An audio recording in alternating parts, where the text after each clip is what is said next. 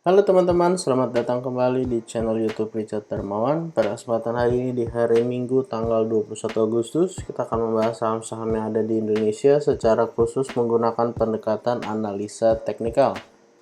Sebelum kita membahas saham-saham yang ada, jangan lupa teman-teman untuk follow akun Instagram yang baru saya buat di @jurnalricharddarmawan. Di sana saya akan banyak membahas tentang saham dan juga tentang analisa teknikal lainnya.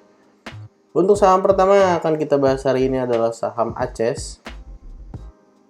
Saham ACES pada beberapa waktu terakhir kita tahu bahwa pergerakan saham ini sudah jelas downtrend.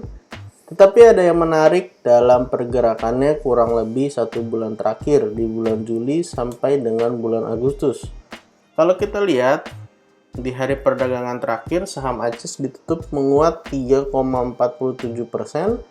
Setelah berhasil mantul dari area support di kisaran 730 sampai 710. Untuk area resisten terdekat akan menguji area 770. Untuk hal menarik yang saya bilang adalah kalau kita masukkan indikator MACD, kita dapat melihat kondisi divergen ya teman-teman, di mana di sini harganya membentuk lower low. Tetapi indikator ternyata mengatakan hal yang berbeda. Di sini bisa kita lihat sebagai sebuah tanda bahwa akan ada perubahan tren atau setidaknya penguatan harga beberapa waktu ke depan. Untuk teman-teman yang mau beli saham ACES, silahkan diperhatikan. Untuk area support terdekat 730, 710 ataupun area resisten di 770. Untuk area resisten berikutnya kalau bisa breakout dari 770 akan menguji area 805 yang artinya ada peluang naik yang cukup baik untuk saham ACES. Saham kedua yang akan kita bahas ini adalah saham ASI. Saham ASI ditutup berada di area resisten. Sudah kurang lebih 5 hari terakhir atau bahkan 6 hari terakhir saham ASI sideways di area resisten, yaitu di kisaran area 6.975 sampai area 7.000-an ya teman-teman. Untuk area supportnya, kalau misalnya saham ASI turun setelah gagal breakout, ada potensi menguji area 6.850 sampai 6.700. Dan kalau teman-teman mau buy on breakout, silahkan tunggu saham ASI bisa closing di atas area 7.000, di mana area 7.000 juga sebagai angka psikologis ya teman-teman. Secara tren bisa kita lihat bahwa saham ASI sebenarnya akan memasuki masa uptrendnya kembali.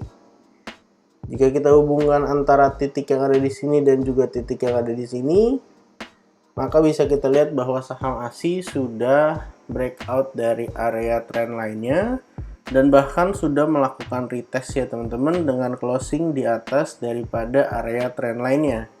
Kalau ternyata ini adalah sideways di area resisten, dalam rangka untuk melanjutkan kenaikannya silahkan teman-teman perhatikan.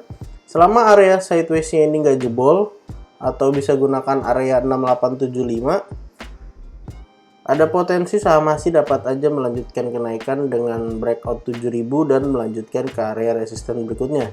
Tapi kalau ternyata sidewaysnya jebol, ada potensi akan menguji area support yang ada di bawahnya. Saham ketiga yang akan kita bahas hari ini adalah TAPG.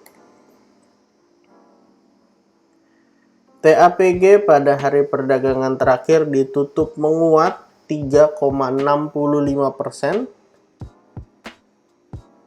Setelah sebelumnya sideways cukup lama, yaitu sidewaysnya dari tanggal 8 Agustus sampai tanggal 19 Agustus. Jadi kurang lebih ada 10 hari sideways di area kurang lebih range-nya di 700 sampai area 670. Setelah sideways cukup lama, akhirnya di hari Jumat kemarin berhasil breakout area 700-nya, yang dimana area 700 ini adalah area resisten sebelumnya. berhasil di breakout dengan volume ya teman-teman. Volumenya bisa kita lihat yang ada di bawah sini. Walaupun volumenya tidak terlalu besar dan signifikan, tetapi cukup dan berada di atas rata-rata beberapa hari terakhir. Untuk area resisten yang akan dituju dari saham TAPG adalah akan menguji area kisaran 745 ya teman-teman. Dan kalau misalnya bisa breakout dari area 745, maka ada potensi untuk mengkonfirmasi pola cup and handle-nya. Atau kalaupun mau disebut sebagai inverted head and shoulders juga bisa. Dengan ini adalah head-nya, lalu ini adalah left-nya, dan yang di kanan ini adalah right-nya. Jadi kalau mau buy on breakout, untuk mengkonfirmasi inverted head and shoulders-nya, silahkan tunggu untuk bisa closing di atas 745 ya teman-teman. Silahkan perhatikan area 745 dan juga area volumenya. Kalau breakout dengan volume ada potensi untuk melanjutkan kenaikan ke arah yang lebih tinggi lagi. Perlu diingat juga bahwa saham TAPG ini sebenarnya masih memiliki gap di area 650 sampai 630. Jadi selain potensi mengalami kenaikan lanjutan, ada potensi juga untuk turun dan tutup area gap yang ada di bawah. Silakan teman-teman perhatikan area support terdekat, baik di area 700 ataupun di area 650 sampai 630. Di mana itu adalah area gap dari saham TAPG. Saham keempat yang akan kita bahas hari ini adalah saham Toba. Saham Toba pada hari perdagangan terakhir ditutup tidak mengalami kenaikan dan penurunan 0%, tetapi kita bisa lihat di bawah ada yang menarik yaitu dari sisi volume. Kalau bisa kita lihat 2 hari terakhir, setelah mantul di area support di 805, didukung dengan volume yang cukup baik ya teman-teman.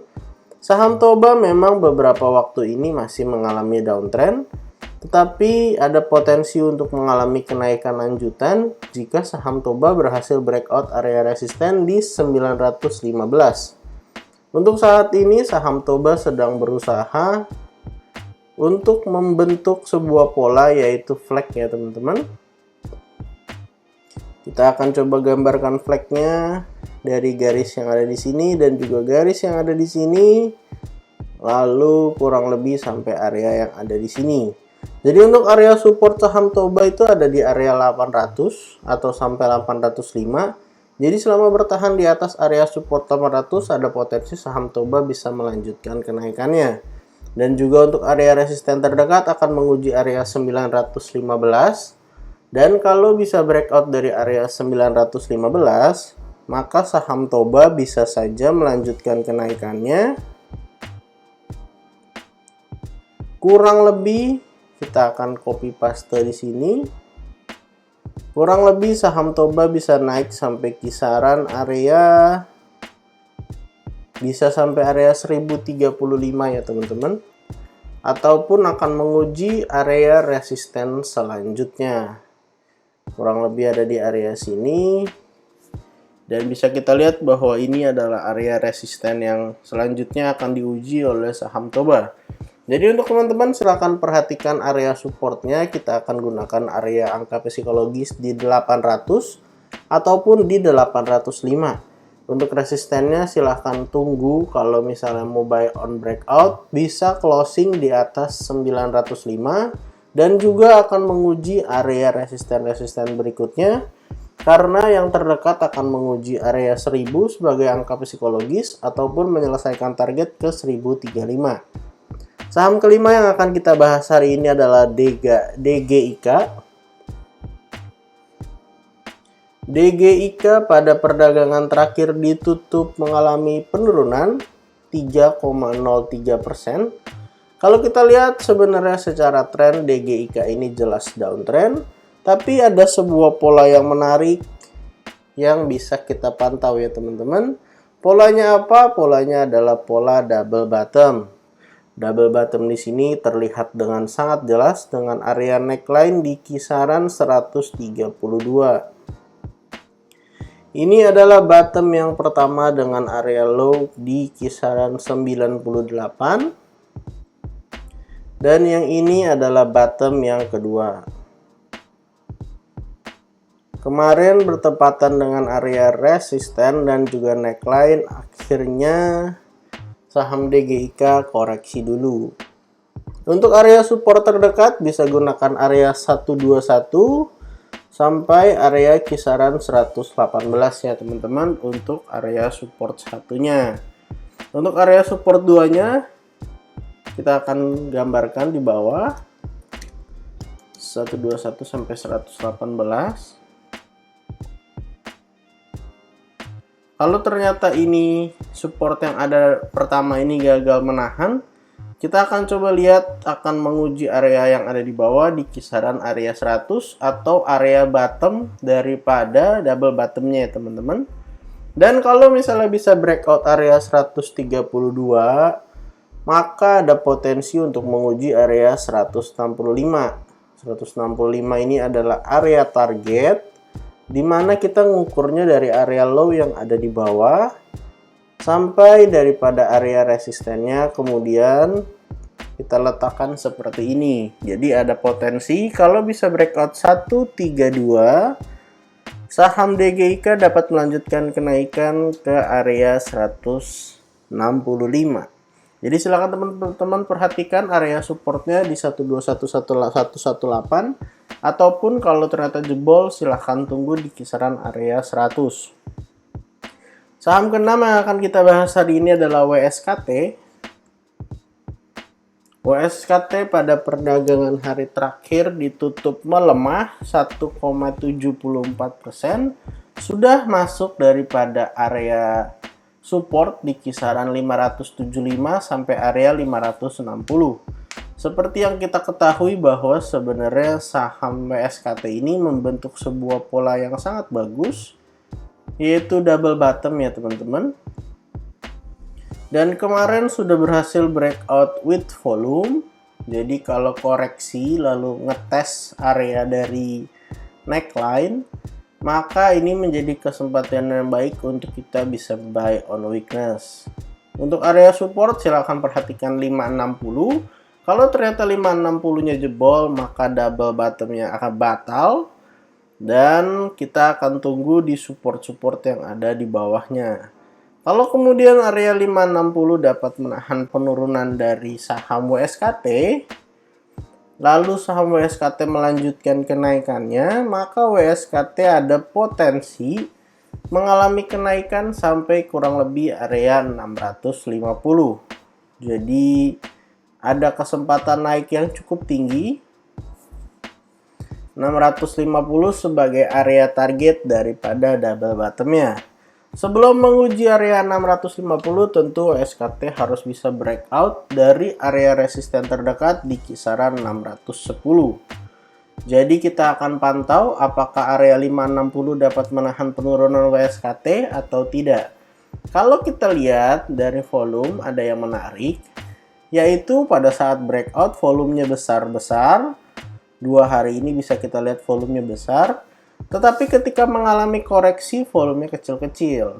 Jadi kita harap area supportnya mampu menahan penurunan dari WSKT. Saham berikutnya yang akan kita bahas hari ini adalah LPKR. LPKR pada perdagangan terakhir ditutup melemah 0,86%.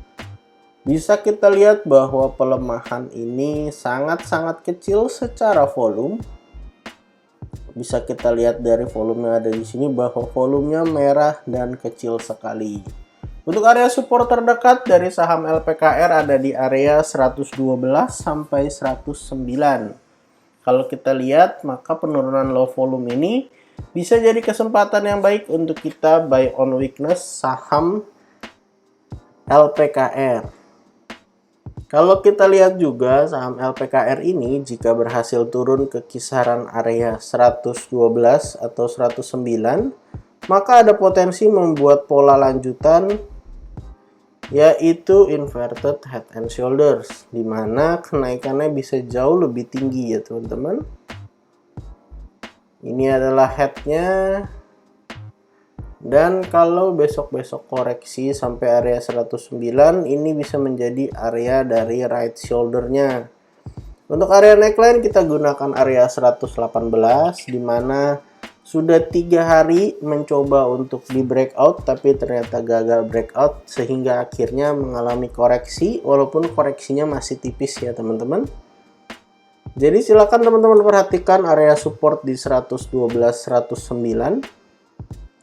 Dan jika sebelumnya saham LPKR ini sempat sideways cukup lebar di area 100 sampai area 109, sebenarnya secara target kenaikan kalau sudah berhasil breakout, ini ada potensi naik sampai kepada area resisten yang ada sekarang, yaitu di 118. Jadi artinya kalau target dari sideways-nya sebenarnya sudah tercapai ya teman-teman untuk LPKR.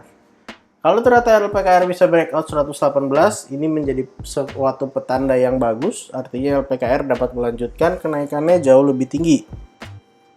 Saham terakhir yang akan kita bahas pada hari ini adalah Bevin. Bevin pada perdagangan hari terakhir ditutup melemah 2,88% setelah mencoba menuju area resisten di kisaran area 1315. Kemudian saham Bevin mengalami koreksi. Secara tren bisa kita lihat saham Bevin masih downtrend, walaupun kalau misalnya berhasil breakout tentu akan menjadi perubahan tren ya teman-teman. Untuk area support terdekat dari saham Bevin di area 1200 sampai 1180, dan sekarang posisinya ada di support 1. Untuk area support 2-nya di 1145 sampai 1115. Jadi silakan teman-teman perhatikan kedua area support ini sekiranya dapat menahan penurunan dari saham Bevin. Kalau kita coba tarik dari area low yang ada di sini garis Fibonacci sampai daripada area high yang ada di sini, bisa kita lihat bahwa area support yang kita buat adalah area yang bertepatan dengan golden ratio dari Fibonacci ya teman-teman, kurang lebih di 1195 ataupun 1115. Jadi kita harap dua area ini dapat menahan penurunan dari saham Bevin. Dan juga perlu teman-teman perhatikan bahwa secara volume penurunan saham Bevin 1-2 hari terakhir sebenarnya sudah low volume. Jadi kita tunggu apakah support ini dapat menahan Bevin lalu mengalami kenaikan lanjutan, atau ternyata saham Bevin akan jebol lalu menuju daripada support di 1115. Jadi total pada kesempatan hari ini kita ada bahas kurang lebih 8 saham dari saham ACES, ASI, TAPG, TOBA, DGIK, WSKT, LPKR, dan Bevin. Disclaimer on, untuk semua saham yang saya sebutkan pada kesempatan hari ini bukan ajakan menjual atau membeli, bukan juga rekomendasi. Silahkan teman-teman lakukan analisa ulang, kalau ternyata tidak sesuai silahkan di skip dan cari saham lainnya. Jangan lupa untuk support channel ini dengan cara like, comment, share, dan juga subscribe. Jangan lupa untuk support akun Instagram yang baru saya bikin juga, @jurnalricharddarmawan, dimana di sana kita akan banyak membahas tentang saham dan analisa teknikal. Terima kasih untuk teman-teman yang sudah menonton video ini sampai akhir. Sampai jumpa di video berikutnya.